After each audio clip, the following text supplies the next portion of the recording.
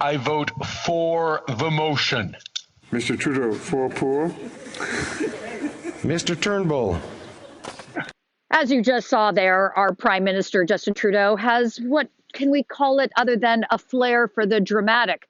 In a simple vote and that very odd grin into the camera, there has been more questions that Canadians need to ask the Prime Minister, yet he refuses to answer, or at the very least, gives nonsensical responses. Respectfully, sir, that doesn't answer any of my questions.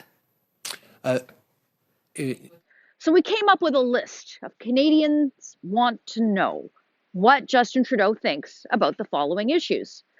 This week, it was revealed that the Chinese telecom company Huawei, the federal government, the Liberal government, is partnering with Huawei to fund a bunch of research at some universities.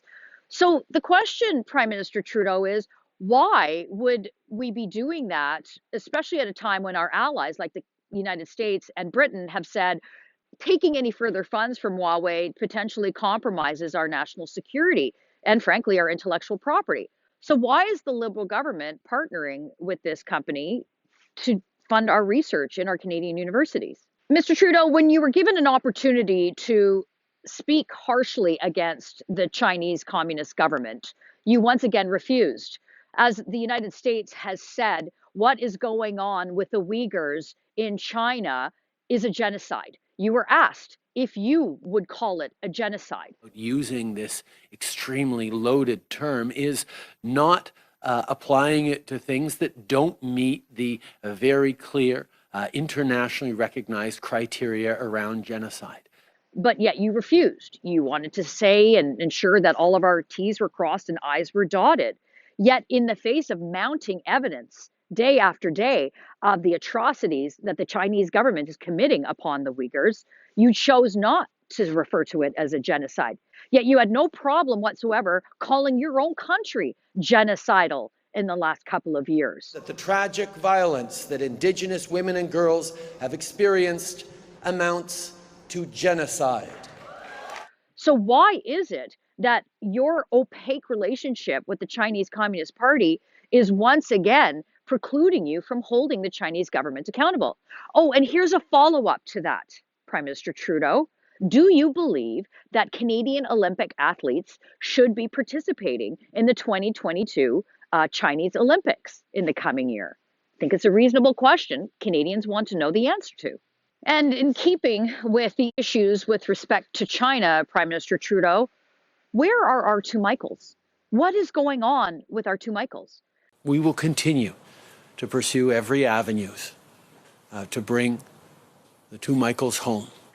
And a follow-up, why did your government allow a travel visa during a lockdown for Meng Wanzhou's husband and family to come to Canada when our two Michaels have been relegated in a prison with very little access to diplomacy and their families? Why did your government allow that visa to happen and get it approved?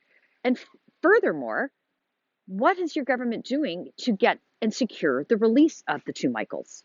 Mr. Trudeau, you keep saying that you're not looking for a federal election, and frankly, it's not up to you if there is one. Sure, it is a minority parliament, but by the way you've been spending and the type of announcements you've been making in the last few weeks, it sure would appear to Canadians that you are looking for an election. Just by way of example, this week alone, you said that it's time for us to get tough on crime. Too many Canadians are victims of crime.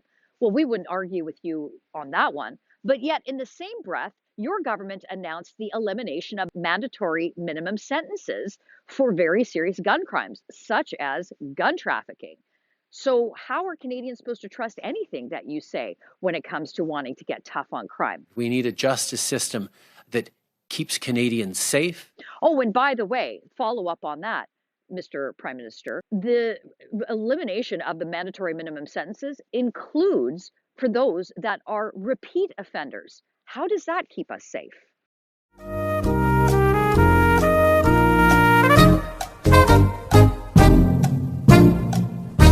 And of course, the number one question on all Canadians' minds, Mr. Prime Minister, and they would really like a clear answer from you and your government.